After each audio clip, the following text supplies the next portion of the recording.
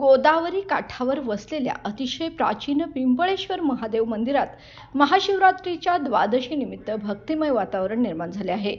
गुरुवारी सप्ताहाची सुरुवात हरिभक्त परमपूज्य श्रीनाथ महाराज गोसावी यांच्या गोड कीर्तनाने झाली। संत एकनाथ महाराज यांच्या 14व्या वंशज असलेल्या श्रीनाथ महाराजांनी काल खाऊ दही भात आणि वैकुंठी तो ऐसे नाही कवळ काही काल्याचे या अभंगावर आधारित प्रवचनातून उपस्थित भाविकांना आध्यात्मिक मार्गदर्शन केले।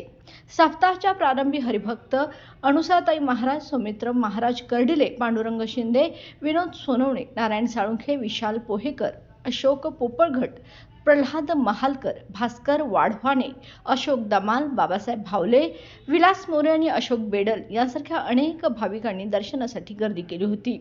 यावेळी पिंपळेश्वर महादेव मंदिरात भक्तिरसात न्हालेल्या कीर्तनाने संपूर्ण परिसर भक्तिमय झाला। सप्ताहभर आध्यात्मिक प्रवचने, भजन, कीर्तन आणि महाप्रसादाचे आयोजन करण्यात आले आहे। तारा न्यूजसाठी प्रतिनिधी आप्पासाहेब नवले, पैठण।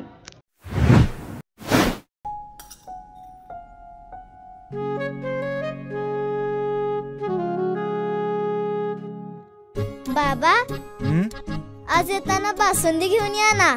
अगं, कालच आपण आईचा वाढदिवस होता म्हणून आणली होती ना। ऐकलं, गोकुळची बासुंदी पुन्हा खावीशी वाटतेय। खरं सांगू, मलाही खावीशी वाटतेय। पुन्हा पुन्हा खावीशी वाटणारी गोकुळ बासुंदी।